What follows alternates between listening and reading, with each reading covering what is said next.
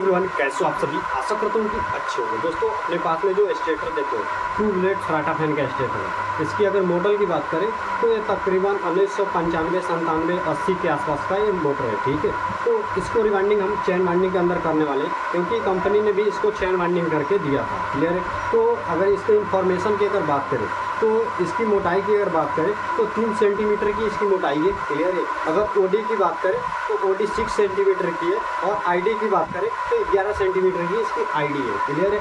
तो इसके अंदर हम चैन वाइंडिंग के अंदर अप्लाई करने वाले। चैन वाइंडिंग में 2 टाइप का होता है, एक होता है सिंगल लेयर और एक होता है डबल लेयर। तो इसके अंदर कंपनी ने सिंगल लेयर के अंदर अप्लाई किया था, तो हम भी क्या करेंगे, इसको सिंगल लेयर के अंदर ही अप्लाई करेंगे। ठीक है, तो इसका बेस्ट परफॉर्मेंस होने वाला है। क्लियर। तो इसका अगर वाइंडिंग डाटा और सारी इन्फॉर्मेशन अगर आपको देखना है तो आप इस वीडियो को कंप्लीट वॉच करना, ताकि आपको सारी चीज़ें क्लियर समझ में आ जाए।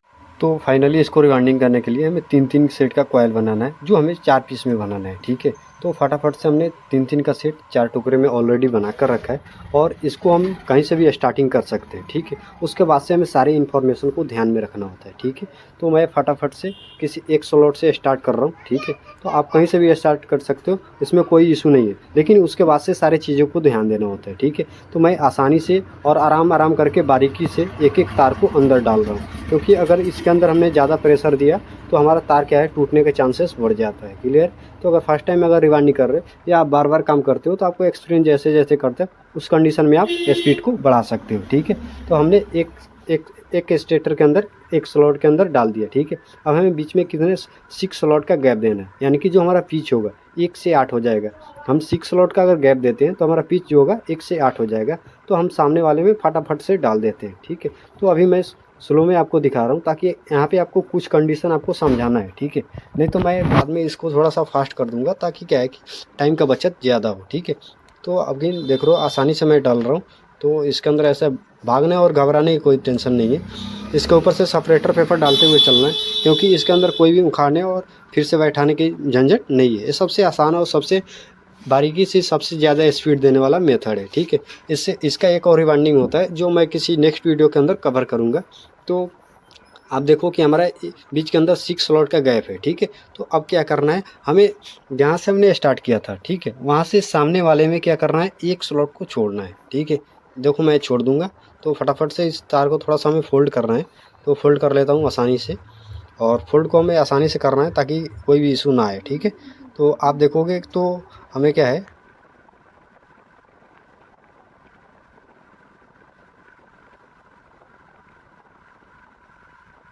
तो अगर आप देखोगे तो मैंने सामने से जहाँ से स्टार्ट किया था उसके जस्ट एक स्लॉट को हमने गैप को छोड़ा है। ठीक है, हमें एक एक स्लॉट को गैप छोड़ते चलना है, क्योंकि उसके बाद से हमारा क्या है कि नेक्स्ट कॉइल उसके अंदर आने वाला है। ठीक है, तो हमें एक स्लॉट को गैप छोड़ना है, उसके बाद से हमें फटाफट से, जैसे मैं सेम रिवाइंडिंग करके दिखा रहा हूँ, वैसे वैसे आपको करना है।